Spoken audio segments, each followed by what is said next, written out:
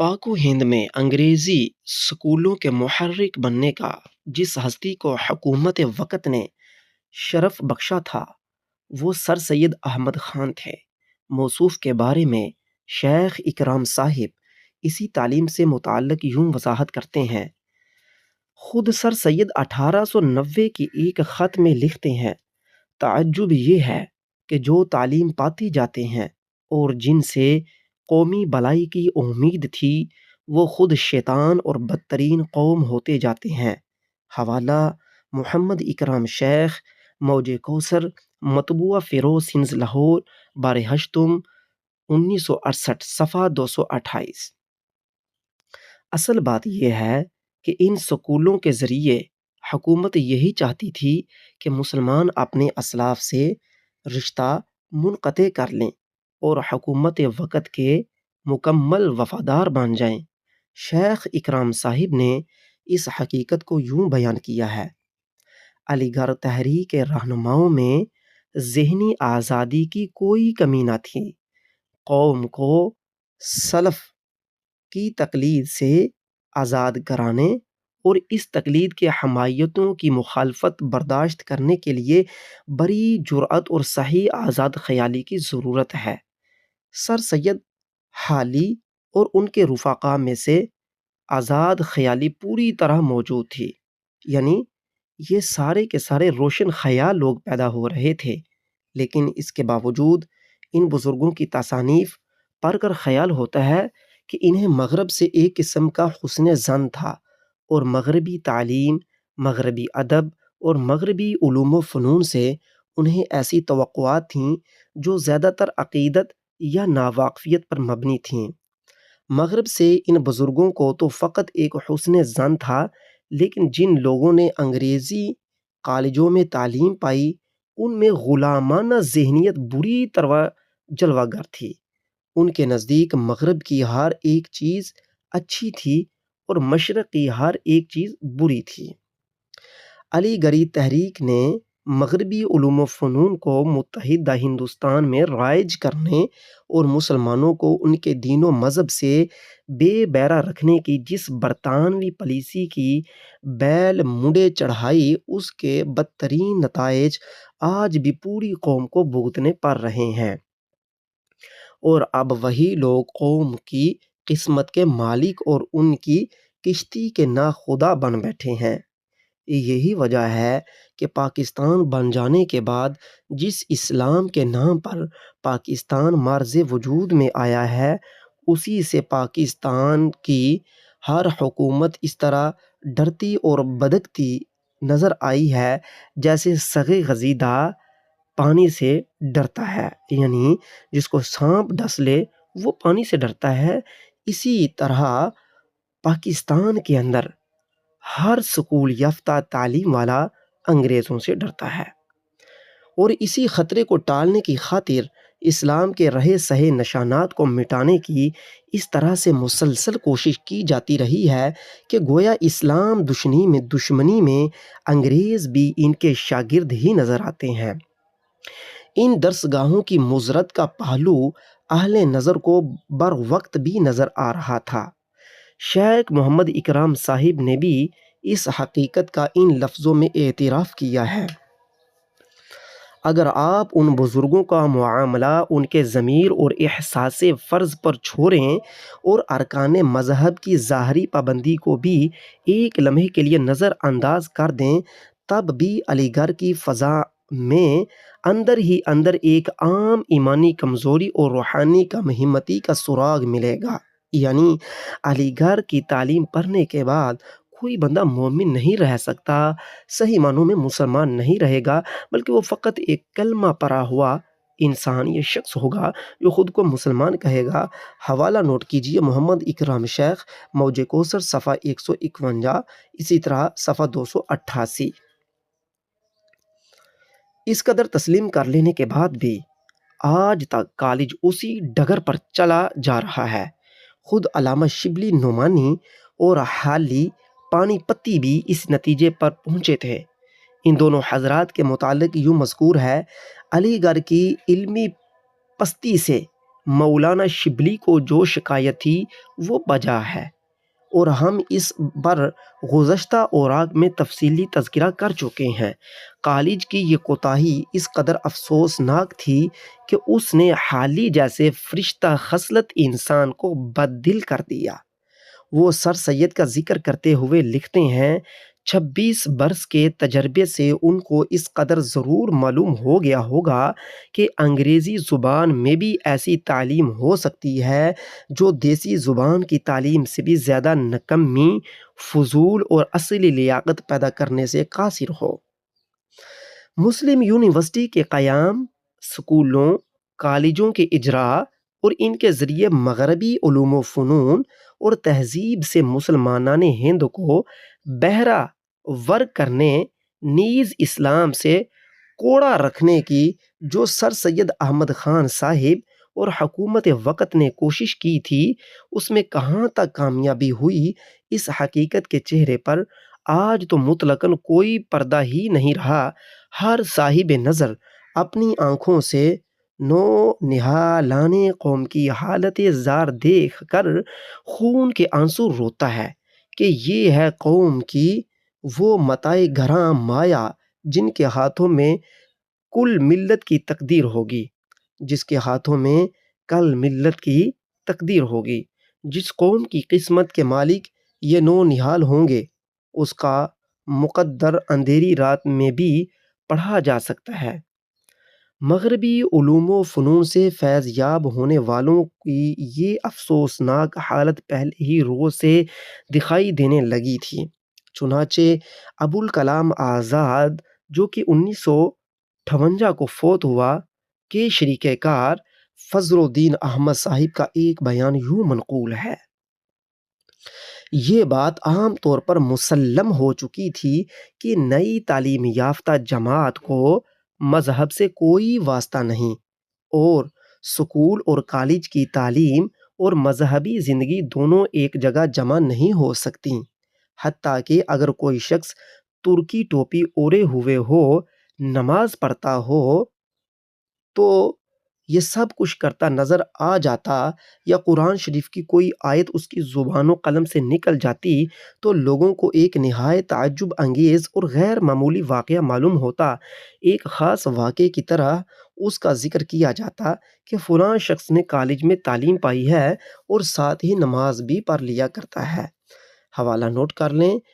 محمد اکرام شیخ، موجِ کوثر، صفحہ 279۔ سامعین، یہاں پر اکرام صاحب یہ کہنا چاہتے ہیں کہ جو لوگ مسلمان اس سکول کی تعلیم کو پاتے جاتے تھے، ان کے اندر سے اسلام یوں نکلتا جاتا جس طرح تیر اپنی کمان سے نکلتا ہے تو واپس نہیں آتا۔ اس پر لیبل تو یہی لگا رہتا ہے، یہ کمان سے نکلا ہوا تیر ہے، لیکن کس نے دیکھا کہ کمان سے کب نکلا؟ یہ تھے اینگلو انڈین علماء کے قائم کردہ 2 مراکز جو دیوبند، علی گڑھ میں قائم ہوئے۔ سامعین، یہاں پر ہمیں افسوس سے کہنا پڑتا ہے کہ تاریخ کے اعتبار سے ہم جن مراکز کا تعارف کروا رہے ہیں، آج کل وہ بریلوی حضرات جو کہ پہلے ان فتنوں کے اندر اپنے آپ کو بچانے میں کامیاب تھے، لیکن آج بریلوی طبقہ ان فتنوں کا سب سے زیادہ شکار نظر آتا ہے۔ وہ انگریزی یورپی پتلون پہننے میں آج بریلوی طبقہ سب سے آگے ہے۔ اول ذکر مرکز کے کارکنوں نے خود کو دینی تعلیم کی کمی دور کرنے اور مسلمانوں کو علوم دینیہ سے مالا مال کر دینے والے ٹھیکیداروں کی صورت میں ظاہر کرنا شروع کیا، یعنی مدرسہ دیوبند اور مدرسہ سہارنپور نے، اور مؤخر ذکر نے ملت اسلامیہ کو بتانا شروع کیا کہ ہم تو آپ کی مادی حالت کو سنوار کر مسلمان قوم کو ترقی کی منزلوں پر لے جانا چاہتے ہیں، یعنی کہ سکولوں نے مسلمانوں کو یہ کہا تھا کہ سکول کی تعلیم پڑھنے پر آپ لوگ ترقی کرو گے، آپ کے مادی حالات مضبوط ہوں گے۔ لیکن ساتھ ہی دونوں مراکز سے وہابیت کے 2 نئے ایڈیشن بھی شائع ہوئے، اور وہ مستقل فرقوں کی شکل میں منصہ شہود پر جلوہ گر ہو کر مسلمانوں میں تفریق و تشتت کا بیج بو گئے۔ دونوں مراکز کے ظاہری طور طریقے اگرچہ ایک دوسرے کی ضد تھے، لیکن بہر صورت دونوں میں اشتراک عمل کا جذبہ موجود تھا۔ مثلاً علی گڑھ اور دیوبند کے اختلافات اصولی تھے اور کسی بغض و عناد یا شک و حسد پر مبنی نہ تھے، اس لیے ان میں تلخی کبھی نہیں ہوئی۔ اس کے علاوہ چونکہ دیوبند اور علی گڑھ قوم کی دو مختلف ضروریات دینی اور دنیاوی تعلیم کو پورا کرنے میں تھی، اس لیے ایک وقت ایسا بھی آیا جب انہوں نے تقسیم کار کا اصول اختیار کیا اور اپنے مختلف مقاصد کے حصول کے لیے ایک دوسرے سے اشتراک عمل کیا۔ اہل سنت و جماعت کے ناجی گروہ میں سے مسلمانوں کو اغوا کر کے جو فرقے بنائے جا رہے تھے، ان کی تعداد یہاں آ کر 3 ہو گئی تھی، جن کی تفصیل حسب ذیل ہے۔ سب سے پہلا، اہل سنت و جماعت المعروف بریلویوں سے وہ عوام جو اغوا ہوئی، کبھی سکول کے نام پر، ترقی کے نام پر، کبھی دینی تعلیم، مدرسہ دیوبند یا مدرسہ سہارنپور کے نام پر، ان میں سے سب سے پہلے اہل حدیث بنے اور اہل حدیث کے بانی مولوی محمد اسماعیل دہلوی تھے۔ نمبر 2، دیوبندی بنے۔ ان کے بانی، دیوبندیت کے بانی مولوی محمد اسحاق دہلوی ہیں۔ یاد رہے اسماعیل دہلوی شاہ ولی اللہ کے پوتے اور شاہ عبدالعزیز علیہ رحمہ کے بھتیجے ہیں، اور مولوی محمد اسحاق دہلوی شاہ عبدالعزیز کے بیٹے اور شاہ ولی اللہ کے پوتے ہیں۔ نمبر 3، سکول سے ایک تیسرا فرقہ بنا جسے نیچری فرقہ کہا جاتا ہے۔ اس کا بانی سر سید احمد خان علی گڑھی ہے۔ اہل حدیث جماعت کی ترقی تو کس قسم پرسی کے باعث جامد ہو کر رہ گئی تھی، مگر دین سے دلچسپی رکھنے والے بعض مسلمان دیوبندی گروہ کے جال میں پھنستے رہے۔ پھر بھی ایک دو مدرسے سے پورے ملک کے عوام پر کیا اثر ہو سکتا تھا، لیکن جب سے ان حضرات نے اپنے تبلیغی رضاکار کو اس امر پر معمور کر دیا کہ وہ اہل سنت کے عوام کو اغوا کریں، اس وقت سے اس جماعت میں بھی خاطرخواہ اضافہ ہونے لگا۔ نیچری مذہب خود تو ختم ہو گیا، لیکن مرنے سے پہلے 2 وارث چھوڑ گیا، ایک منکرین حدیث، دوسرے مرزائی۔ سامعین، یہاں پر یاد رہے، یہاں پر مصنف کی غلطی ہے، جو مصنف کہہ رہے ہیں کہ نیچری مذہب ختم ہو گیا تھا۔ در حقیقت نیچری مذہب ان تمام فرقوں میں یکساں طور پر پھیل گیا تھا، کیونکہ اس وقت شاید کہ مصنف کے دور کے اندر نیچری مذہب ختم ہو گیا ہو، اور مصنف کے دور کے بعد اب ہمارا دور ہے۔ ہمارے دور کے اندر تمام مذاہب اول و ذکر نیچری ہیں اور ثانی و ذکر اپنے اپنے فرقے سے تعلق رکھتے ہیں، یعنی کہ سارے ہی مسلمان اس وقت سر سید کے پھیلائی ہوئی تعلیم جو انگریزوں نے بڑے ہی پرجوش طریقے سے سر سید کے حوالے کی تاکہ مسلمانوں کو ان کے اسلاف سے کاٹ دیا جائے، ترقی اور تمدن کے نام پر تھمائی ہوئی یہ تعلیم جسے سکول کی تعلیم کہا جاتا ہے، یہ مسلمانوں میں پھیلا دی گئی اور مسلمان اس جال میں پھنس گئے۔ اور آج تمام فرقے، خواہ وہ دیوبندی ہوں، خواہ وہ حنفی ہوں، خواہ وہ شافعی ہوں، خواہ وہ وہابی ہوں، یاد رہے یہاں پر حنفی اور شافعی کوئی فرقے نہیں تھے، لیکن یہاں پر ہم صرف اس لیے ان کو ذکر کر رہے ہیں کہ خواہ کسی بھی قسم کی صورت میں مسلمان ہوں، وہ باقاعدہ ان سکول کے اندر تعلیم پاتے گئے، اور آج انہوں نے اپنے مدارس کے حصہ ان سکول کی تعلیم کو بنا ڈالا، اور یوں یہ مسلمان انگریزی تعلیم کے دل دادا ہو کر ایسے اسلام سے نکلے کہ خود کو مسلمان کہتے تو ہیں، لیکن حقیقت میں سارے کے سارے انگریز کی تہذیب و روسی کی بود و باش پر چلتے نظر آتے ہیں۔ اور اول ذکر یہ سارے کے سارے نیچری ہیں، اور ثانی و ذکر یہ اپنے اپنے فرقے کی طرف منسوب ہوتے ہیں۔ خیر، مصنف یہ کہنا چاہتے ہیں کہ نیچریوں نے آگے 2 فرقے پیدا کیے، ایک فرقہ منکرین حدیث کا تو دوسرا مرزائی فرقہ پیدا کیا۔ سامعین، ندوہ کیا تھا؟ اب آئیے ہم ندوہ کے بارے میں آپ کو بتاتے ہیں۔ اس سے پیچھے ہم نے ابھی تک آپ کو علی گڑھ کالج کا تعارف کروایا، اور علی گڑھ کے جو بانی تھے سر سید، جس کے حوالے انگریزوں نے سکول کی تعلیم کو کیا اور وہ پورے ہندوستان میں سکول کی تعلیم کو پھیلایا گیا۔ سر سید نے صاف کہا تھا کہ سکول کی تعلیم بے دین گدھے پیدا کرتی ہے وہ ہم نے اوپر بیان کر دیا حوالہ کے ساتھ۔ آگے چلیے اب ندوہ کے بارے میں ہم آپ کو بتاتے ہیں۔ یہ خود کو جو ندوی ندوی کہتے ہیں اور ہر طرف ندوہ کی بھری ایک آواز ہے۔ اب ہم آپ کو ندوہ کا تعارف کرواتے ہیں کہ یہ بھی شیطانی سینگ میں سے ایک سینگ تھا۔ جس طرح کہ سب سے پہلا شیطانی سینگ دلی کالج، پھر دوسرا شیطانی سینگ اسلام کے نام پر دیوبند مدرسہ، تیسرا سہارنپور مدرسہ، چوتھا علی گڑھ کالج۔ اسی طرح اب ندوہ کا فتنہ سامنے آتا ہے۔ نیچریت سے بھی زیادہ نقصان ملت اسلامیہ کو سرکاری اسکولوں اور کالجوں کی تعلیم نے پہنچایا۔ یعنی نیچریت سے سب سے زیادہ نقصان کس نے پہنچایا؟ سرکاری گورنمنٹ سکولوں نے، جنہیں لوگ کہتے ہیں کہ ترقی یافتہ قوم۔ یہاں پر مصنف صاف صاف لکھ رہے ہیں کہ سکول کی تعلیم نے مسلمانوں کو ہمیشہ کے لیے اسلام سے کاٹ ڈالا، جس کے باعث اکثر پڑھے لکھے صرف نام کے مسلمان رہ گئے اور بعض تو نرے ننگے دین و ملت ہی ثابت ہوئے۔ یعنی کہ دین و ملت کے لیے پریشانی، عار اور دین و ملت کے لیے شرم کے علاوہ کچھ ثابت نہیں ہوئے، اور قوم کو ذہنی آوارگی اور پرا گندی کی تربیت دینے کا یہ سلسلہ ہنوز اسی طرح جاری ہے۔ نو نہالان ملت ان دونوں چکروں میں پھنستے چلے گئے، اور ان پر مسلمان بھی ان دونوں جماعتوں کی کامیابی کے راستے میں علماء اہل سنت ہی کے مزاحم تھے۔ لہٰذا ان حضرات پر قابو پانے کی غرض سے ندوۃ العلماء کا جال بچھایا گیا، لیکن کیسی مزید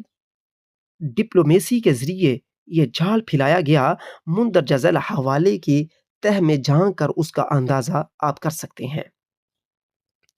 اس عمدہ خیال قیام ندوہ کے محرک مولوی عبدالغفور ڈپٹی کلکٹر تھے، مگر اس کی تکمیل مولوی سید محمد علی کانپوری خلیفہ حضرت مولانا فضل الرحمن صاحب گنج مراد آبادی کے مبارک ہاتھوں سے ہوئی، جو اس کے بانی اور ناظم اول تھے۔ مولانا شبلی اور مولوی عبدالحق دہلوی صاحب تفسیر حقانی نے اس کے قواعد و ضوابط مرتب کیے۔ اکابر قوم مثلاً سر سید نواب محسن الملک اور نواب وقار الملک نے بھی اس قوم کے اغراض و مقاصد کو پسند کیا اور تحریر و تقریر کے ذریعے سے اس کا خیر مقدم کیا۔ 1898 میں دارالعلوم کے کچھ ابتدائی درجے کھولے گئے، یعنی کہ ندوہ کے،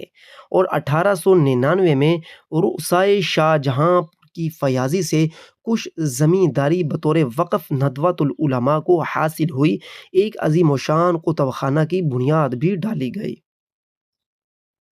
سامعین، وہ کون سی ضرورت یا مسئلہ تھی جس کے تحت ندوۃ العلماء کا قیام عمل میں آیا؟ اس بارے میں جناب شیخ محمد اکرام MA نے اپنے خیالات کا ان لفظوں میں اظہار فرمایا ہے۔ کہتے ہیں، جدید علم الکلام بالعموم ان شخصوں نے ترتیب دیا جو عربی اور فارسی کے فاضل تھے، لیکن عام علماء کی جماعت سے انہیں کوئی تعلق نہ تھا، اور بالعموم علماء نے ان کی مخالفت کی، مگر آہستہ آہستہ علماء میں بھی کچھ لوگ ایسے پیدا ہو گئے جنہیں اس ضرورت کا احساس ہوا کہ اسلامی مدارس کا نصاب ضروریات زمانہ کے مطابق بنایا جائے اور قدیم علماء اور علی گڑھ پارٹی کے بین ایک تعلیمی اور مذہبی طریقہ کار قائم ہو۔ چنانچہ اس مقصد کے لیے 1894 میں لکھنؤ میں ندوۃ العلماء قائم ہوا۔ سامعین، آپ نے سن لیا کہ شیخ محمد اکرام نے صاف کہا ہے کہ ندوۃ العلماء کا تعلیمی مرکز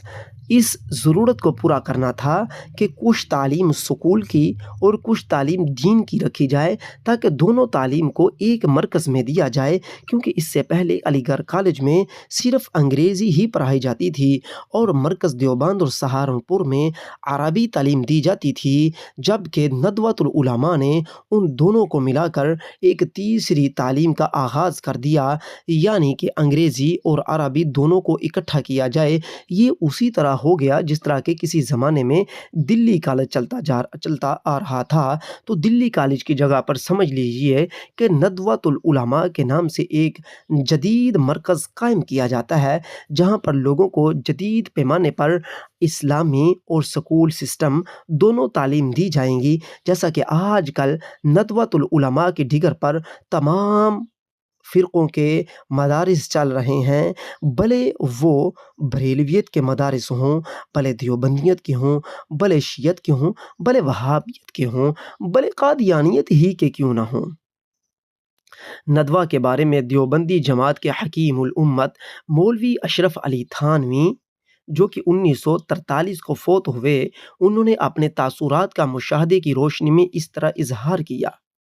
لکھتے ہیں، خود ندوہ کا جو حشر ہوا سب کو معلوم ہے کہ وہ ایسوں کے ہاتھ میں مدت تک رہا جن کی طبیعت میں بالکل نیچریت تھی، نہ وہی سر سید احمد خان کے قدم بقدم ان کی رفتار رہی، وہی جذبات، وہی خیالات، کوئی فرق نہ تھا۔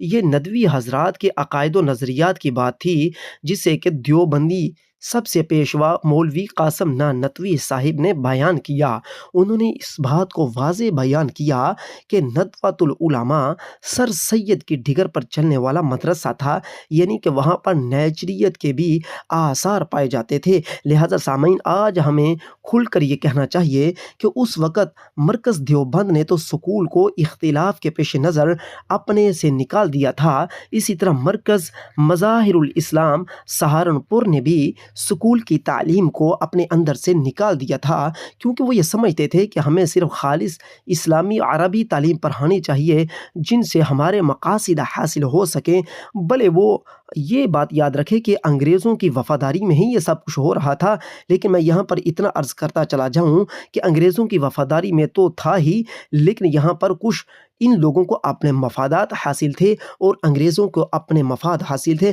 میں یہاں پر کسی مذہب یا کسی فرقے پر کوئی بھی یہاں پروپیگنڈا کرنے کے لیے نہیں آیا کہ فلاں مذہب یا فلاں فرقہ ایسا تھا، بلکہ میرا کہنے کا مقصد یہ ہے کہ اس دور کے اندر ان فرقوں کے بانیان نے اپنے مفاد کی خاطر انگریزی حکومتوں سے ساز باز کی۔ اسی طرح بعد میں جب پاکستان بن گیا یا پاکستان بننے والا تھا، تو اس وقت جو بریلوی اس سے پہلے حکومتوں سے پیچھے تھے، یہ بھی آہستہ آہستہ انہی حکومتوں کا حصہ بننا شروع ہو گئے تھے اور انہوں نے بھی ساز باز کرنا شروع کر دی تھی۔ آج بریلوی کیا ہیں، دیوبندی کیا ہیں، سارے کے سارے ہی اس وقت جو بھی حکومت ہے ان کے ایجنڈے کا حصہ ہوتے ہیں، ان کے تمام لاہے عمل کا حصہ ہوتے ہیں۔ یہ ندوی حضرات کے عقائد و نظریات کی بات تھی، جسے دیوبند اکابر مولوی محمد قاسم نانوتوی صاحب نے واضح طور ٹوک بیان کر دیا کہ یہ ندوہ در حقیقت نیچریت کا ہی گھر ہے۔ تو آج ہمیں کہنا چاہیے کہ جتنے بھی اس وقت مذہبی مراکز ہیں، تو وہ مولوی قاسم نانوتوی صاحب کے الفاظ کے مطابق سارے کے سارے ہی نیچری مراکز بن چکے ہیں۔ اس وقت میں نے جس طرح پہلے عرض کیا، خواہ وہ کسی بھی فرقے سے لوگ تعلق رکھنے والے ہوں، اولو ذکر یہ نیچری ہیں اور ثانیو ذکر یہ اپنے اپنے مذہب یا فرقے کی طرف اپنے آپ کو منسوب کرتے ہیں۔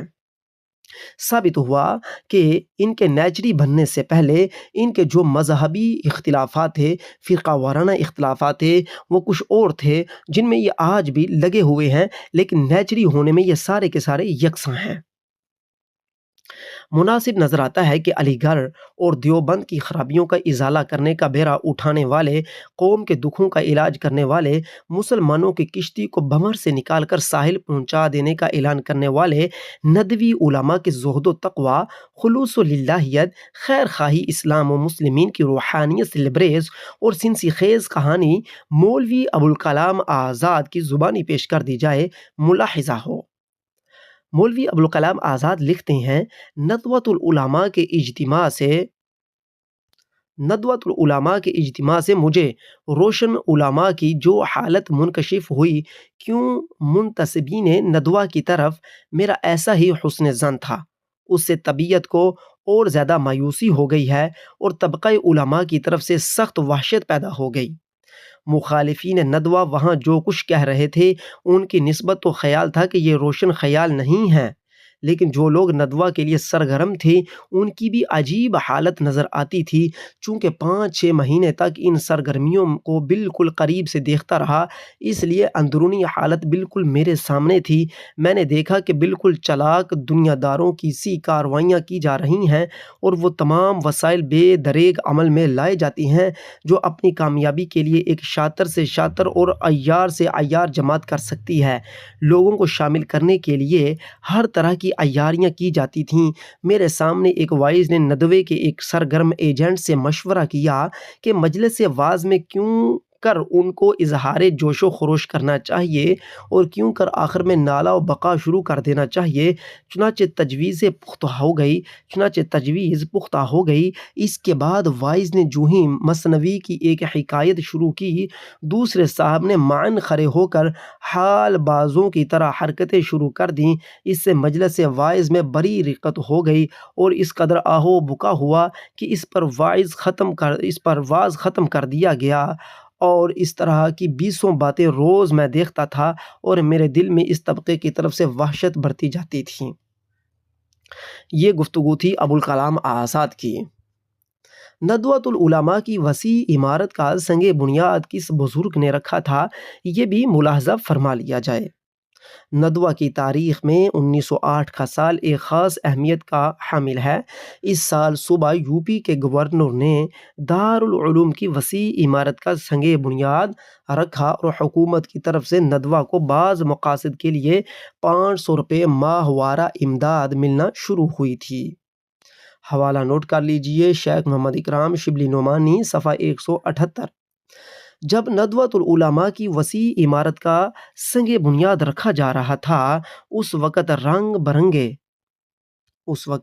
رنگ برنگے حاضرین کا مجمع ندوہ کے کرتا دھرتا علامہ شبلی نعمانی جو کہ 1914 کو فوت ہوئے کی روحانیت کو کس طرح مسرور کر رہا تھا، اس کا انداز خود علامہ شبلی کے مندرجہ ذیل فخریہ بیان سے بخوبی لگایا جا سکتا ہے۔ وہ لکھتے ہیں، یہ پہلا ہی موقع تھا کہ ترکی ٹوپیاں اور امامے دوش بدوش نظر آتے تھے۔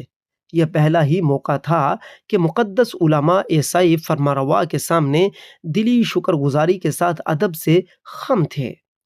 یہ پہلا ہی موقع تھا کہ شیعہ سنی ایک مذہبی درسگاہ کی رسم ادا کرنے میں برابر کے شریک تھے۔ یہ پہلا ہی موقع تھا کہ ایک مذہبی درسگاہ کا سنگ بنیاد ایک غیر مذہب یعنی انگریز کے ہاتھ سے رکھا جا رہا تھا۔ غرض یہ پہلا ہی موقع تھا کہ ایک مذہبی سقف کے نیچے نصرانی، مسلمان، شیعہ، سنی، حنفی، وہابی، رند، زاہد، صوفی، واعظ، خرقہ پوش اور کجلا کا سب جمع تھے۔ یعنی کہ تمام فرقوں، مذہبوں، دینوں کو جمع کرنے کے لیے ندوہ کا مرکز قائم کیا گیا تھا۔ ندوۃ العلماء کا مرکز بنانے کا اصلی مقصد یہی تھا کہ ہر قسم کے تعصب کو، ہر قسم کی غیرت دینی کو مٹا کر سب کو اکٹھا کیا جا سکے اور یوں حرام حلال کو اکٹھا کر کے ترقی کی راہ پر گامزن کیا جائے۔ اور یقیناً یہی تو نیچریت تھی جسے مولوی محمد قاسم نانوتوی صاحب نے، جو دیوبند کے اکابر تھے، انہوں نے واضح دو ٹوک طریقے سے بیان کر دیا تھا۔ جس مقصد کی خاطر ندوۃ العلماء کا قیام عمل میں لایا گیا، سعی بسیار کے باوجود وہ مقصد حاصل نہ کیا جا سکا۔ علماء اہل سنت اس پرفریب جال سے دور ہی رہے۔ بعض سادہ لوگ علماء جو بر وقت صحیح اندازہ نہ لگا سکے، وہ صورتحال کے سامنے آتے ہی مجتنب ہو گئے، یعنی کہ علیحدہ ہو گئے۔ شروع میں ندوہ ہر قسم کی بد مذہبی کا معجون مرکب رہا اور نیچریت اس کا جزو اعظم تھا۔ یہ معجون سلو کلیت کے زہریلے قوام سے تیار کی گئی تھی۔ علامہ سید سلیمان ندوی کے آخری دور میں یہ ادارہ دارالعلوم دیوبند کی ایک شاخ ہی شمار کیا جانے لگا تھا۔ علامہ شبلی نعمانی اپنے آخری ایام میں کچھ دہریت کی طرف مائل ہوتے ہوئے بھی نظر آتے ہیں، جیسا کہ ان کی تصانیف الکلام کے مطالعے سے واضح ہوتا ہے۔ رہی موصوف کی ایجاد کردہ سلو کلیت، تو اس کے بعد گاندھویت کی بلاخیز آندھی ایسی ہماگیر بن کر چڑھتی گئی کہ اس کے عظیم نقصانات کے سامنے سلوکلیت کے بغولے کی مضرتوں کا چرچا بھی عام زبانوں سے اتر جانا قدرتی امر تھا۔ گاندھیت اور گاندھی علماء کے کارناموں کی جھلک باب پنجوں میں ملاحظہ فرمائی جا سکتی ہے۔ سامعین، یہاں سے آگے ہم آپ کے سامنے مرزائی قادیان کے متعلق بیان کرنا چاہتے ہیں۔ اس سے پہلے ہم نے ندوہ کے بارے میں آپ کے سامنے بیان کیا کہ ندوہ کا سینگ شیطانی کیا تھا اور وہ انگریزوں نے کس مقاصد کے لیے اگایا۔ اس کا مقصد یہ تھا کیونکہ علی گڑھ کالج میں انگریزی تعلیم تھی تو مرکز دیوبند جو دو طرح کے مرکز دیوبندیوں کے تھے وہاں پر اسلامی تعلیم سطحی طور پر دی جا رہی تھی، لیکن اب انگریزوں نے ایک تیسرا مرکز قائم کروایا جہاں پر ہر قسم کے مذہب فرقوں کا نام نشان مٹا کر سب کو آزاد خیالی کے طور پر تعلیم دی جائے، جس طرح کہ آج کل کا سکول کا سسٹم ہے۔ مرزا قادیان انگریزوں نے جب بر صغیر پاک و ہند میں اپنے قدم جما لیے اور سارے ملک پر قابض ہو جانے کے انہیں امکانات بھی نظر آنے لگے تو انہوں نے اپنے بعض پادریوں کو اس امر کا جائزہ لینے کی دعوت دی کہ مسلمانان ہند کے اندر داخلی طور پر مستقل اور پائیدار انتشار و افتراق اس طریقے سے پیدا کیا جا سکتا ہے۔ چنانچہ پادری حضرات نے جائزہ لے کر جو رپورٹ پیش کی وہ علامہ خالد محمود سیالکوٹی کے لفظوں میں ملاحظہ ہو۔ یہاں کے باشندوں کی ایک بہت بڑی اکثریت پیری مریدی کے رجحانات کی حامل ہے، یعنی کہ پنجاب کے اندر بہت بڑی اکثریت پیری مریدی کی ڈگر پر چلتی ہے۔ اگر اس وقت ہم کسی ایسے غدار کو ڈھونڈنے میں کامیاب ہو جائیں جو ذلی نبوت کا دعویٰ کرنے کو تیار ہو جائے تو اس کے حلقہ نبوت میں ہزاروں لوگ جوک در جوک شامل ہو جائیں گے، لیکن مسلمانوں میں اس قسم کے دعویٰ کے لیے کسی کو تیار کرنا ہی بنیادی کام ہے۔ یہ مشکل حل ہو جائے تو اس کی نبوت کو حکومت کے زیر سایہ پروان چڑھایا جا سکتا ہے۔ ہم اس سے پہلے بر صغیر کی تمام حکومتوں کو غدار تلاش کرنے کی حکمت عملی سے شکست دے چکے ہیں۔ وہ مرحلہ اور تھا، اس وقت فوجی نقطۂ نظر سے غداروں کی تلاش کی گئی تھی،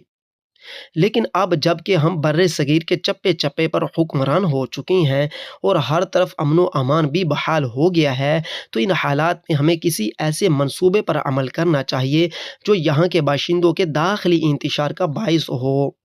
حوالہ نوٹ کریں، عبدالرشید ارشد 20 برے مسلمان صفحہ 6۔ یہاں پر انگریز کہنا یہ چاہتے ہیں کہ جس وقت ہمیں ہندوستان پر اقتدار چاہیے تھا، ہمیں اپنی قوت کو بحال کرنا تھا، اس وقت ہم نے مسلمانوں کے ہی سپہ سالاروں کے اندر سے ایسے غدار تیار کیے جنہوں نے مسلمانوں کی حکومتوں کو خود ہی توڑ ڈالا اور حکومتوں کو ہماری جھولی میں ڈال دیا تھا۔ اب ہمیں ایسے لوگ تلاش کرنا ہے جو کہ مذہبی اعتبار سے مسلمانوں کی مذہبی قوت کو توڑ ڈالیں، اور پنجاب کے اندر تو صورتحال یہ ہے کہ یہاں پیری مریدی کا جو سلسلہ جاری و ساری ہے اس کو توڑنے کے لیے ہمیں کوئی ایسا پیر تلاش کرنا پڑے گا یا پیر بنانا پڑے گا جو نبوت کا جھوٹا دعویٰ کرے تاکہ مسلمانوں کی اتحاد اکثریت کو پارا پارا کیا جا سکے۔ سامعین، اس رپورٹ کے بعد یا اس سے بھی پہلے انگریزوں نے یہ منصوبہ بنایا ہوگا۔ معلوم ایسا ہوتا ہے کہ صراط مستقیم کتاب سید احمد صاحب بریلوی کے دعوی نبوت کی تمہید ہی تھی، جس میں وحی باطنی، عصمت، باری تعالیٰ شانہ تک صعود اور اس سے ہم کلامی تک کے دعوے بڑے پڑے ہیں۔ یعنی کہ صراط مستقیم کتاب کے اندر سید احمد صاحب بریلوی جو کہ خود کو پیر بنا چکے تھے اسماعیل دہلوی کا، اور یہ باقاعدہ ایک پورے منصوبے کے تحت معاملہ جاری و ساری تھا، تو اس بندے نے تو اللہ تعالیٰ سے خود کو ہم کلام ہونے کے دعوے تک کیے ہوئے تھے، تو یقیناً یہ ایک خفیہ تن چھپا ہوا نبوت کا دعویٰ تھا، لیکن اس کو بظاہر کرنے کے لیے بہت کوشش کرنا پڑنی تھی، جس کے لیے سید احمد صاحب تو بیکار ہو گئے، ناکام ہو گئے، لیکن اس کو عملی جامہ پہنانے کے لیے انگریزوں نے پھر سے ایک نیا بندہ تلاش کیا اور انگریز اس سسٹم میں کامیاب ہوتے ہوئے نظر آتے ہیں۔ انگریزوں کا اس سے پہلے بھی یہی مقصد تھا کہ جھوٹی نبوت کے دعوے دار اٹھائے جائیں، لیکن پہل چونکہ مسلمان مضبوط تھے، اگرچہ حکومتی اعتبار سے ٹوٹ چکے تھے لیکن نئے ٹوٹے تھے، آخر ان میں اپنے نظریات تو مضبوط تھے، اس وقت ان کی یہ چال ثابت نہ ہو سکی۔ البتہ پنجاب کے مسلمان نظریاتی طور پر بہت زیادہ کمزور ہو چکے تھے، کیونکہ ان پر پہل ہی سکھوں کی حکومت کا سکہ جم چکا تھا اور پنجابی مسلمان سکھوں کے زیر تسلط رہ کر پہلے سے ہی اسلامی نظریات سے ناواقف ہو چکے تھے۔ تو اس بنیاد پر پنجاب کے اندر ہی انگریزوں کا یہ سکہ کارگر ثابت ہوا کہ انہوں نے پنجاب کے اندر سے ایک جھوٹا مدعی نبوت، جس نے نبوت کا دعویٰ کیا، جھوٹا نبوت کا دعویٰ کرنے والا شخص اٹھالا۔ اگرچہ اس سے پہلے بھی انگریز یہی چاہتے تھے کہ کسی طرح ہم سید احمد بریلوی کو پنجاب کی سرزمین پر اتارے، لیکن حالات سازگار نہ ہو سکے اور انگریزوں کے دور میں ہی یہاں پر سکھ انگریزوں کے ہی توسل اور طاقت سے قائم دائم تھے، جس کی وجہ سے سید صاحب کو پنجاب پر حکومت کا تسلط تو حاصل نہ ہو سکا۔ البتہ انہیں موت نے آ لیا اور وہ اس دانی دنیا سے چل بسے، اور اس کے بعد انگریزوں نے اسی منصوبے کو اپنے بہت ہی پیارے بچے اور بیٹے مرزا قادیانی کے ذریعے سے پورا کروایا، جس کو آپ یہاں پر سماعت کر سکتے ہیں۔ سامعین، اس کے بعد تحذیر النیاس کتاب بھی کچھ ایسے ہی منصوبے کی تکمیل کا ساتھ دیتی ہوئی نظر آتی ہے۔ سب سے پہلے تو سید احمد کے وہ تمام قیاس اور الہامات مدعی نبوت کی طرف اشارہ کرتے ہیں جو کہ کتاب صراط المستقیم کے اندر موجود ہیں، تو اس کے بعد کتاب تحذیر الناس بھی کچھ ایسے ہی منصوبے کی تکمیل کا ساتھ دیتی ہوئی نظر آتی ہے، لیکن اس کے مصنف مولوی محمد قاسم نانوتوی بھی اس بنیاد پر عمارت تعمیر کرنے یا تعمیر کروانے سے پہلے ہی راہی ملک عدم ہو گئے، یعنی فوت ہو گئے، اور مرزا غلام احمد قادیانی جو کہ 1908 کو فوت ہوا ہی ایسے نکلے، مرزا قادیانی ہی ایسا نکلا جو برٹش گورنمنٹ کے اس ناپاک منصوبے کو پایہ تکمیل تک پہنچا سکا۔ مرزا صاحب کے مذہبی خیالات اور رجحانات کے بارے میں شیخ محمد اکرام صاحب کا خیال یہ ہے، وہ لکھتے ہیں کہ مولوی چراغ علی صاحب سے مرزا صاحب کی خط و کتابت تھی اور جہاد کے متعلق وہ مولوی صاحب کے ہم خیال تھے۔ اسی طرح حضرت عیسیٰ علیہ السلام کے متعلق انہوں نے بیشتر سر سید کے خیالات کی پیروی کی، لیکن باوجود ہے کہ ان کی تعلیمات میں کئی باتیں تو معتزلہ خیالات سے قریب تھیں، وہ اکثر اصولی باتوں میں قدامت پسند تھے اور عام مسلمانوں سے ان کے معتقدین بالخصوص قادیانی گروہ کا اختلاف بیشتر مرزا صاحب کے اپنے دعاوی متعلق ہے۔ انہوں نے مسیح موعود، مہدی منتظر اور کرسچن اوتار ہونے کا دعویٰ کیا، اور یہ ایسے دعوے ہیں جن کو عام مسلمان غلط سمجھتے ہیں۔ نبوت کا دعویٰ کر کے اور ایک نیا فرقہ کھڑا کر کے انہوں نے مسلمانوں میں جو اختلاف پیدا کیا اسے بھی اکثر مسلمان ناپسند کرتے ہیں۔ حوالہ نوٹ کر لیں، محمد اکرام شیخ موج کوثر صفحہ 178، یہ حوالہ ہے جس میں یہ صاف کہا جا رہا ہے کہ مرزا قادیانی کو مولوی چراغ علی صاحب سے جو خط و کتابت تھی، اس میں ہی وہ سارا کچھ مرزا قادیانی نے مولوی چراغ علی سے سب کچھ کہہ دیا تھا جس کا وہ دعویٰ کرنے والا تھا۔ مرزا غلام احمد قادیانی جہاں سر سید احمد خان اور ان کے دست راست مولوی چراغ علی صاحب کے متبع یا ہم خیال تھے، وہاں انہوں نے مولوی رشید احمد گنگوہی سے بھی بڑی عقیدت تھی۔ چنانچہ دیوبندی عالم مولوی عبدالرشید ارشد نے اس سلسلے میں یوں وضاحت کی ہے،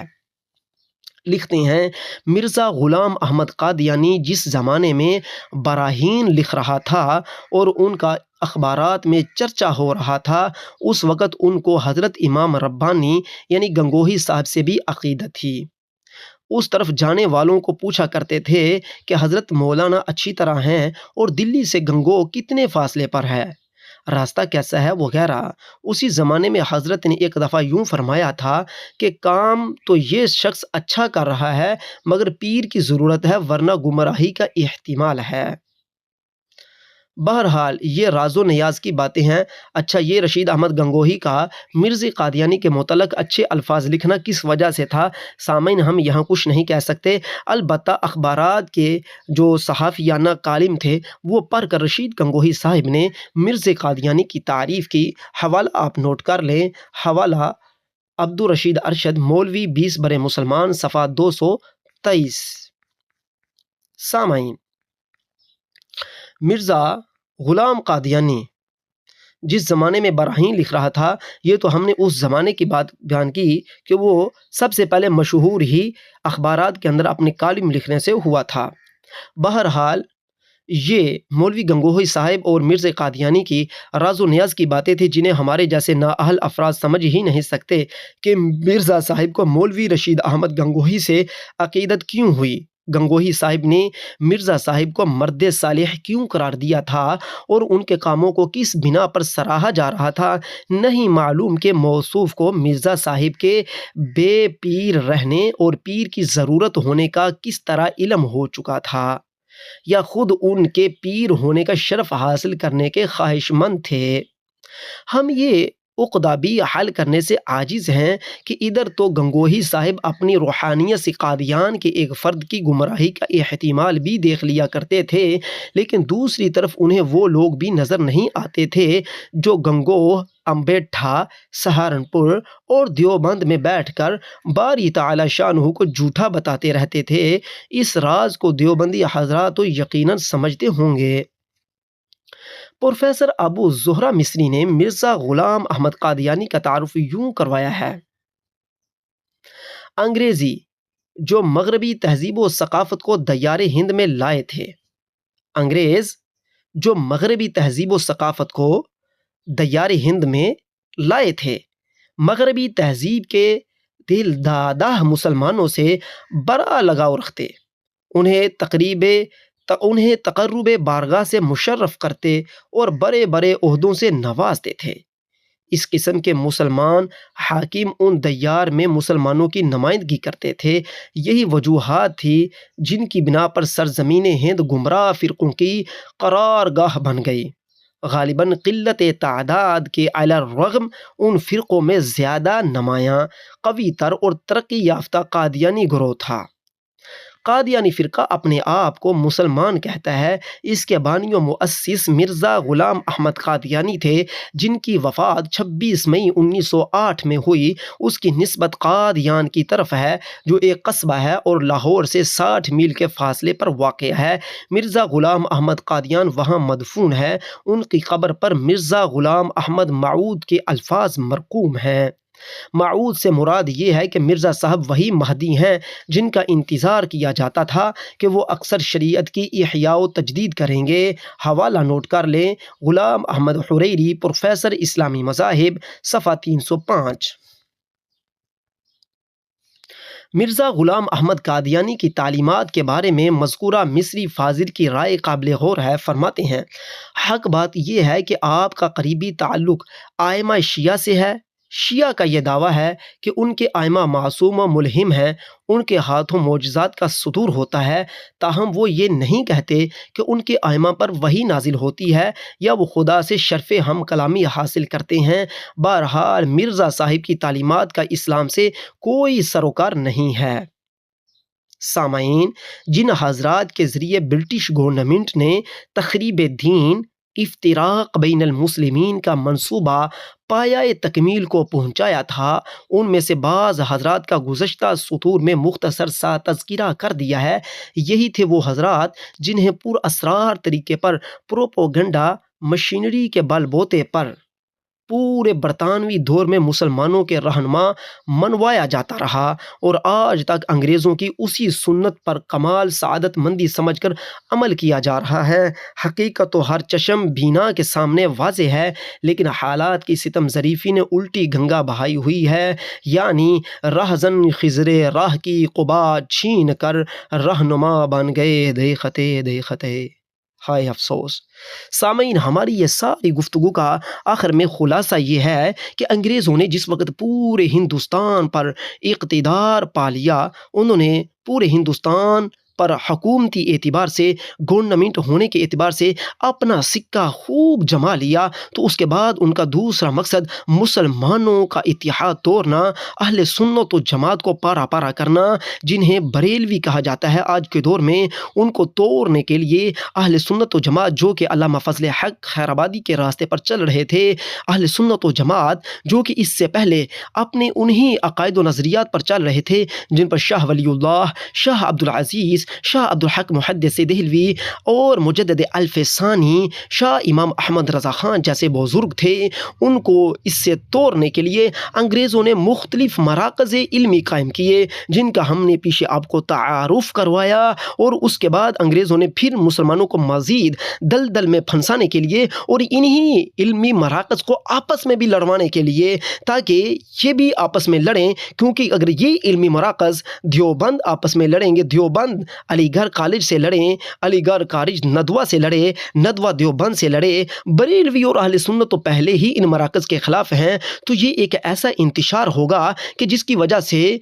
حق تک پہنچنا، حق تک رسائی حاصل کرنا ایک عام مسلمان کے بس کی بات نہ رہے گی، اور سب سے بڑا ترا یہ کہ ان سب میں یکساں طور پر ایک ایسا جھوٹا نبی پیدا کر دیا جائے کہ جس کے خلاف یہ سارے کے سارے مل کر لڑنا شروع کر دیں گے، اور اس طریقے سے ہم پورے ہندوستان میں ایک ایسا فتنوں کا جال بچھا دیں گے کہ عام مسلمان کی طاقت، قوت اور اس کی نظر سے یہ بات دور ہو جائے گی کہ حق کیا ہے اور جھوٹ کیا ہے۔ سو اسی کو پورا کرنے کے لیے انگریزوں نے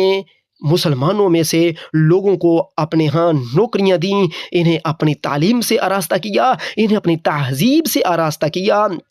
انہیں اپنے تمدن سے آراستہ کیا، ان کی پینشنیں لگوائیں، اور ان کے لیے باقاعدہ انہوں نے ایکٹ، قوانین بنائے، اور انہی قوانین کو آگے انہوں نے چلایا، اور آہستہ آہستہ یہ مسلمان جہاں پر تمام فتنوں کو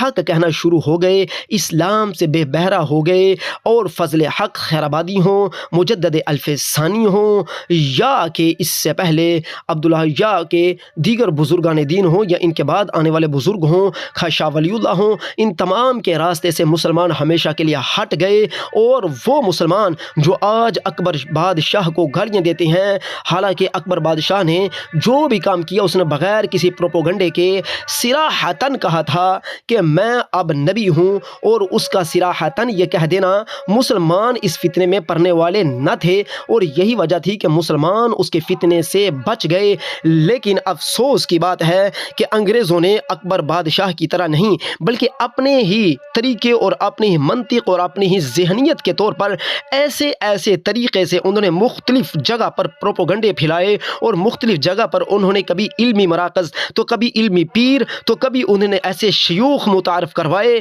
تو کبھی ایسے مولوی اور پیر متعارف کروائے کہ جن کے سروں پر امامیں، چہروں پر داڑیاں، بڑے بڑے جبے کسے ہوئے تھے، اور ان کے ذریعے سے انگریزوں نے ان کی پینشنیں لگا کر، ان کی ماہانہ تنخواہیں لگا کر، ان کے متعلق ایسے القابات ان کو دے کر پورے ہندوستان پر اخباروں میں، جریدوں میں، جرائد میں، رسالوں میں ان کو جگہ جگہ پر ٹکٹیں دے کر، حکومتی عہدے دے کر مسلمانوں میں متعارف کروایا کہ مسلمانوں کے جو حقیقی لیڈران تھے، مسلمانوں کے جو حقیقی علماء تھے، ان کا نام ہمیشہ کے لیے مٹ گیا، ان کا سورج ہمیشہ کے لیے ختم ہو گیا، ان کے سورج کو پہاڑ کے پیچھے گرا دیا گیا، اور نام نہاد لیڈران مسلمانوں کے پیدا کیے گئے، جو آگے چل کر کبھی تحریک خلافت کی شکل میں ہمارے سامنے آتے ہیں، تو کبھی تحریک مسلم لیگ کی شکل میں ہمارے سامنے آتے ہیں، تو کبھی پاکستان بنانے کے نظریے کی شکل میں ہمارے سامنے آتے ہیں، تو کبھی کسی شکل میں ہمارے سامنے آتے ہیں۔ یہ سارا کا سارا ایک باقاعدہ منصوبہ اور پروگرام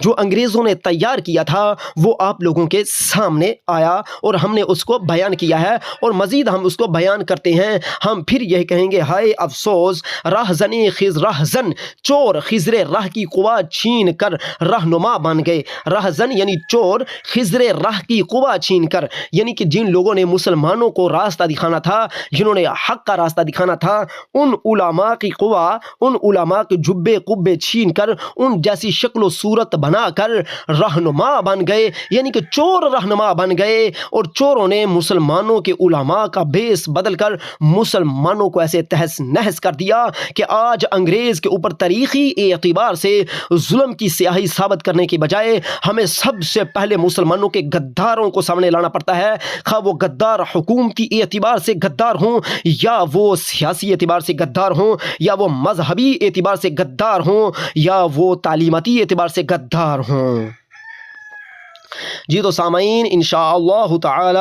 اب ہم آگے باب صوم بیان کرنے والے ہیں، آئیے ہمارا ساتھ دیتے رہیے اور سنتے رہیے۔ اعلان حق سب سے پہلے سنیے، علامہ اقبال نے کیا فرمایا تھا۔ علامہ اقبال فرماتے ہیں، غلامم جز رازائے تو نجوم، جز آن راہ کے فرمودی ناپویم، ولیکن گربئین ناداں بگوئی، خرے راس پتازی گو ناگویم۔ فرقہ سازی۔ قارئین کرام، گزشتہ باب میں آپ نے ملاحظہ فرمایا کہ برٹش گورنمنٹ نے انتہائی رازداری کے ساتھ کن کن علماء کے ذریعے سچے اسلام کو بدلنے اور مسلمانوں کی جمعیت کو منتشر اور پریشان کرنے کا کام لیا، کہاں کہاں ان کے مراکز قائم کیے۔ حکومت اور اس کے کارندے اس منصوبے میں یہاں تک کامیاب ہوئے کہ اہل سنت میں سے جن لوگوں کو اغوا کر کے مختلف جماعتیں علیحدہ علیحدہ قائم کر لیں، ان جماعتوں کو کافروں اور مشرکوں سے مقابلہ کرانے کی تو آج تک توفیق نصیب نہیں ہوئی، لیکن ان کے نمائندے اور کارندے مسلمانان اہل سنت و جماعت سے آج تک برسرے پیکار چلے آتے ہیں۔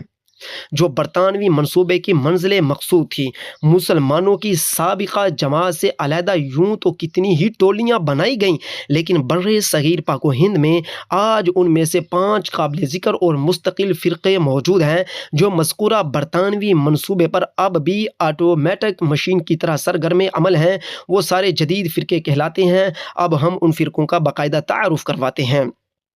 سامعین حضرات، یہاں پر ہم ایک بات آپ کے سامنے واضح کرنا چاہتے ہیں۔ یاد رکھیے گا کہ جب شروع میں کوئی درخت بویا جاتا ہے،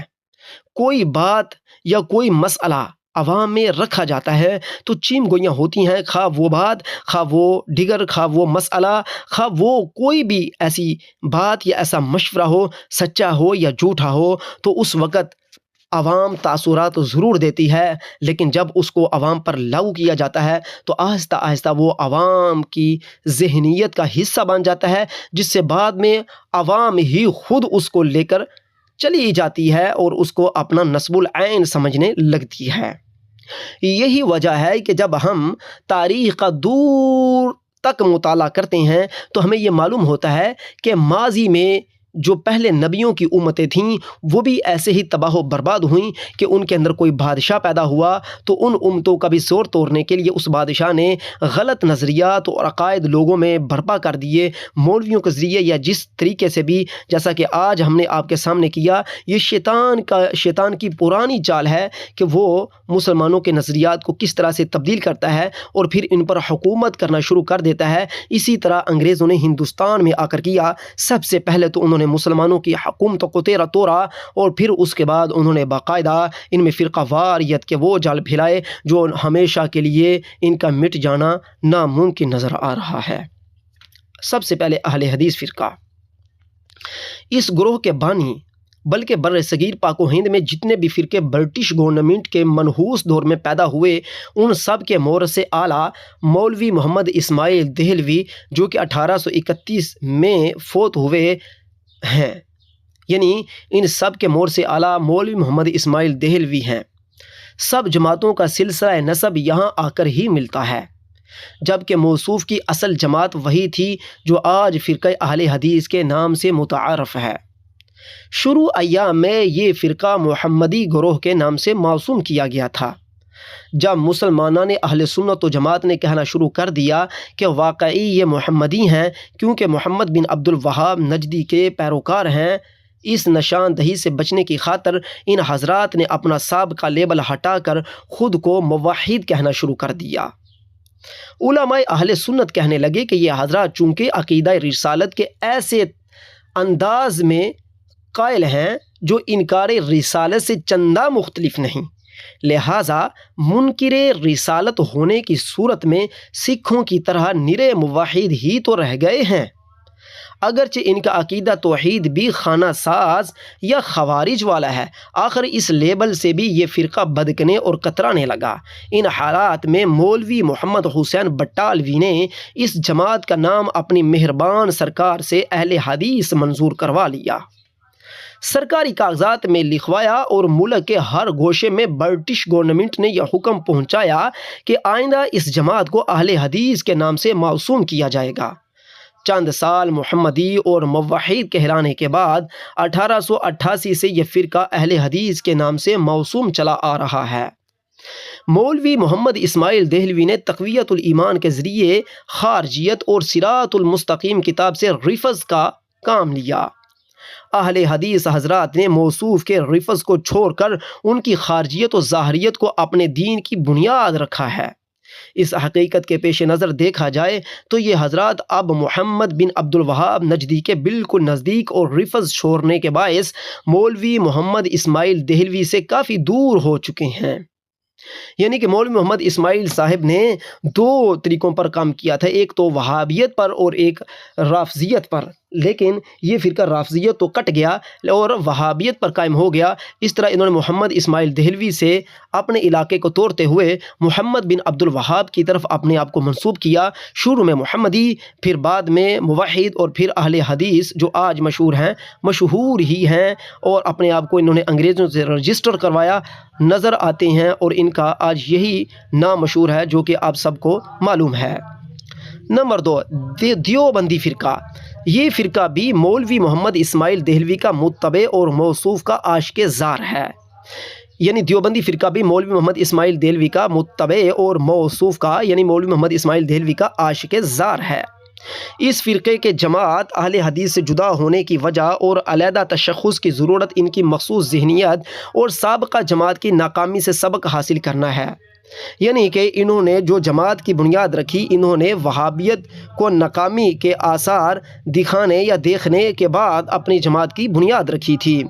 اس جماعت کا سنگ بنیاد مولوی محمد اسحاق دہلوی نے 1846 میں رکھا تھا۔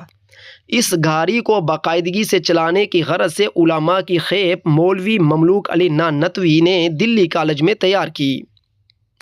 جب مدرسہ دیوبند قائم ہو گیا، اسے مرکز قرار دے کر علیحدہ جماعت کی تشکیل ہونے لگی، تو اس نو زائدہ گروہ کے مولوی رشید احمد گنگوہی جو کہ 1905 میں فوت ہوئے تھے، اور مولوی محمد قاسم نانوتوی جو کہ 1908 میں فوت ہوئے تھے، سر گروہ قرار پائے۔ یعنی کہ مولوی رشید احمد گنگوہی صاحب اور مولوی محمد قاسم نانوتوی صاحب جو کہ ایک 1905 ایک 1908 کو فوت ہوتے ہیں، یہ اس مرکز کے سب سے بڑے رہنما قرار پائے، اور اس کا بیج بونے والے مولوی مملوک علی جو کہ ایک ٹیچر اور سکولی ماسٹر تھے، جو کہ دلی کالج کے تھے اور انگریزوں کے پینشن یافتہ۔ سامعین، وہابیوں کا یہ ٹولہ یعنی کہ دیوبندی خود کو سنی حنفی ظاہر کر کے انتہائی دل فریب انداز میں بولے بالے اور حقیقت حال سے بے خبر سنیوں کو رات دن اغوا کرنے میں موصوف ہیں۔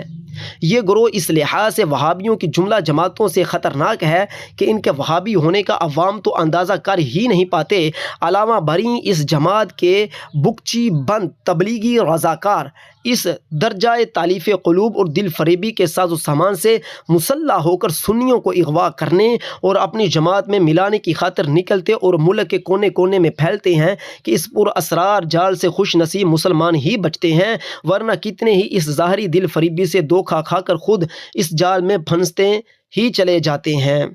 سامعین، یہ تھے دیوبندی۔ ہم یہاں پر اتنا عرض کرتا چلا جائیں کہ آگے چل کر ہم مزید آپ کے سامنے بیان کرنے جا رہے ہیں نیچریوں کے حوالے سے، لیکن یہاں پر یہ میں عرض کرنا چاہتا ہوں وہ یہ کہ اس وقت جو صورتحال ہے، اب تو بریلوی بھی انگریزی لاہے عمل یا انگریزوں کے فتنے سے پیچھے نہیں ہٹے، بلکہ جس طرح دیوبندی وہابی باقاعدہ انگریزوں کے فتنوں کی لپٹ میں شروع سے رہے، آج بریلوی بھی انگریزوں کی لپٹ میں موجود ہیں۔ بریلویوں کی جتنی تنظیمیں ہیں وہ ساری کی ساری ہی تنظیمیں انگریزوں کے ہی طریقے پر چلتی ہیں۔ یاد رہے ان کو کس طرح چلایا جاتا ہے، بقایا ان کے لیے ایک حکمت اور پالیسی تیار کی جاتی ہے جن میں خود ان تحریکوں کے بانیان کو معلوم نہیں ہوتا، بلکہ ان کے لیے ایسے حالات پیدا کیے جاتے ہیں جن کی وجہ سے یہ خود بخود ان حالات پر چلتے ہیں اور یوں ان کو اپنے مفادات کی سوجتی ہے، جس سے انگریز بھرپور فائدہ اٹھاتے ہیں۔ میں یہ کہتا ہوں کہ دیکھیے کہ اس کی مثال کیا ہے، یعنی ان تنظیموں، ان فرقوں کو اپنے مفاد کے لیے استعمال کرنے کی مثال کیا ہے؟ ان کی مثال یوں ہی ہے جیسے کہ ایک بندہ ہے جس کے ہاتھ میں پورا ایک تشت ہے اور اس میں پانی ہے، اور پانی کے اندر وہ چھوٹی سی کاغذ کی کشتی بنا کر ڈال دے، 1 2 3 4 5 6 کشتیاں اس پانی کے تشت میں ڈال دے۔ اب وہ چاہے تو جس کشتی کا منہ پھیرنا چاہے تو وہ آگے سے پانی کی سمت کو ہاتھ سے یا کسی بھی طریقے سے دباؤ میں ڈال دے تاکہ کشتی کا رخ پھر جائے۔ اب کشتی تو نہیں چاہتی تھی کہ میرا رخ پھرے، لیکن اب پانی کی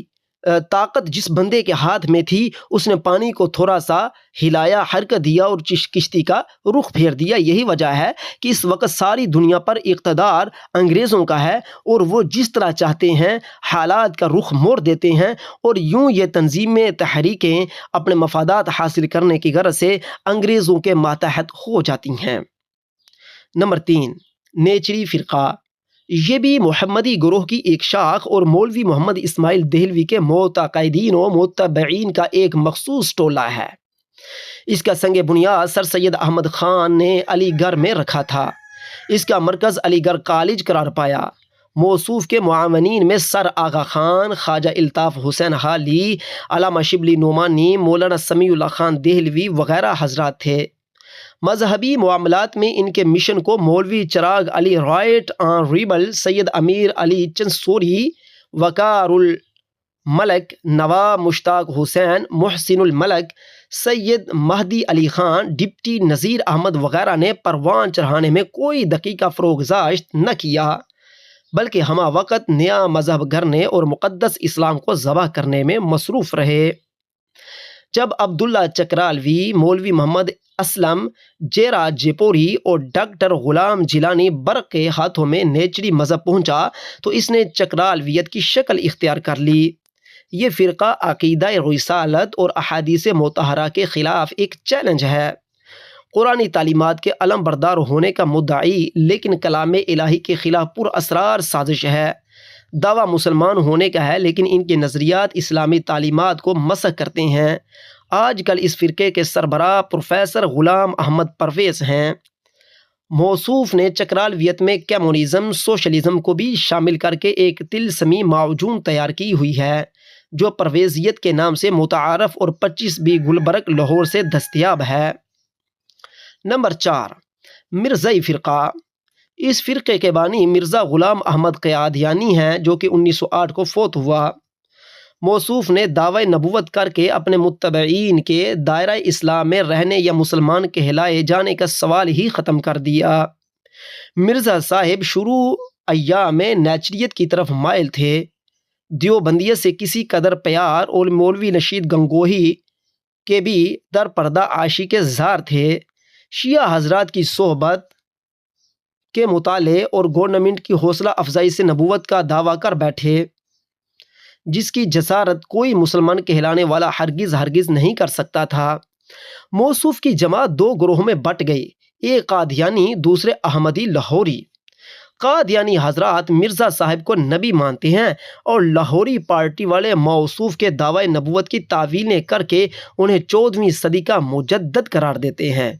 نبی آخر الزمان صلی اللہ علیہ وسلم کے ارشادات کی روشنی میں دیکھا جائے تو آپ کے بعد نبوت کا دعویٰ کرنے والے حضرات کو سرور کون و مکان صلی اللہ علیہ وسلم نے نبی، مجدد یا محض ایک مسلمان بھی نہیں بلکہ دجال ٹھہرایا ہے، اور ایسے دجاجلا کی فہرست کا اعلان فرماتے ہوئے ان کی تعداد بھی 30 بتائی ہے۔ چونکہ قادیانی اور لاہوری مرزائی خود کو مسلمان ہی کہتے ہیں، لہٰذا ہماری دعا ہے کہ باری تعالی شانہ ان حضرات کو مسلمان ہی بنا دے اور ہمیں اسلام پر قائم رکھے، آمین۔ مذکورہ 4 فرقوں کے علاوہ جو برٹش گورنمنٹ کے منحوس دور کی زندہ یادگاریں ہیں، اور بھی چند فرقوں کا سنگ بنیاد رکھا گیا جن کا یہاں ذکر کر دینا بے جا نہ ہوگا، اور وہ یہ ہیں: سلو کلیت و دہریت۔ نمبر 5، جب دیوبند اور علی گڑھ کے مراکز قائم ہوئے تو ایک بالکل دینی اور دوسرا سراسر دنیاوی معلوم ہوتا تھا۔ لہٰذا بعض حضرات کی رائے ہوئی کہ ایک ان کے مابین راستہ قائم کیا جائے۔ اس خیال کے پیش نظر ندوۃ العلماء کا قیام عمل میں آیا۔ علامہ شبلی نعمانی اس کے کرتا دھرتا تھے۔ موصوف نے اپنی مخصوص ذہنیت و خیالات کے تحت ندوے سے 3 فائدے حاصل کرنا چاہے۔ نمبر 1، علماء اہل سنت کو برٹش گورنمنٹ کے جال میں پھنسانا چاہا۔ نمبر 2، صلح و کلیت کی تبلیغ کہ ہر کلمہ گو مسلمان ہے، خواہ وہ خدا کا انکار کرے یا رسالت کا منکر ہی کیوں نہ ہو، صحابہ اکرام علیہم رضوان کو گالیاں دے یا نبوت کا دعویٰ کرے، قرآن و سنت کا منکر ہو یا عقائد اسلامیہ سے منحرف، کسی حالت اور کسی صورت میں اس کے مسلمان ہونے پر کوئی حرف نہیں آتا۔ نمبر 3، دہریت کا پرچار۔ مؤخر و ذکر نظریہ چونکہ دیوبندی حضرات نے ٹھکرا دیا تھا، لہٰذا علی گڑھ کالج علی گڑھی حضرات بھی دب گئے۔ علماء اہل سنت کو اس جال میں پھنسانے کی اسکیم بھی ناکام رہی، لہٰذا باقی رہ گئی صرف صلح و کلیت، جس کو تحریک خلافت نے اپنا امتیازی علم بنا کر گاندھی صاحب کی چوٹی پر بسد عقیدت لہرا دیا۔ ثابت ہوا یہاں پر سامعین کہ تحریک خلافت ندوۃ العلماء سے نکلی تھی، جس کا مقصد صلح و کلیت تھا، یعنی ہندو، سکھ، انگریز، عیسائی، یہودی، مسلمان، پارسی، جین مت، بدھ مت، بعض مذہب سب کو ملا کر ایک پرچم کے تلے جمع کیا جائے۔ ہم ایک ہیں، ہم ایک ہیں، اس پرچم تلے ہم ایک ہیں، ساجی خوشیاں ہماری، اس پرچم تلے ہم ایک ہیں۔ جب یہ علم بھی دیوبندی حضرات کے ہاتھوں میں آ گیا تو علامہ سلیمان ندوی کے دور سے ندوۃ العلماء ایک دیوبندی ادارہ ہو کر رہ گیا۔ ندویوں نے رنگ تو بہت سے بدلے، لیکن خدا کا شکر ہے کہ کوئی نیا فرقہ بنانے میں کامیاب نہ ہو سکے۔ سامعین، آگے نمبر 6، خاکسار پارٹی جماعت اسلامی، اور پھر اس کے بعد رئیس المبتدئین مولوی محمد اسماعیل دہلوی کی تخریب کاری، پھر اس کے بعد ترک تقلید کا فتنہ، پھر اس کے بعد موجود کافی فتنوں کا ہم اگلی نشست میں ذکر کریں گے۔ آپ ہماری گفتگو کو سماعت فرمائیں، ہمارے چینل کو سبسکرائب کیجئے اور نیچے اپنا تذکرہ، اپنا کمنٹ ضرور فرمائیں، اور قرآنی باتوں کی تمام ویڈیوز کو سنیے، آگے لوگوں تک پہنچائیے۔ ہماری حوصلہ افزائی ہوگی تو ہم کام کر پائیں گے، وگرنہ ہم یہاں پر کام کو روک دیں گے۔ اگر ہماری حوصلہ افزائی ہوتی ہے تو ہم مزید آسانی اور پیار اور بہت ہی اچھے طریقے سے کام کر پائیں گے۔ یاد رکھیے گے، توہین الوہیت کے فتنوں کو بھی ہم نے ابھی آپ کے سامنے رکھنا ہے۔ ہمارا ساتھ دیجیے، جزاکم اللہ خیرہ۔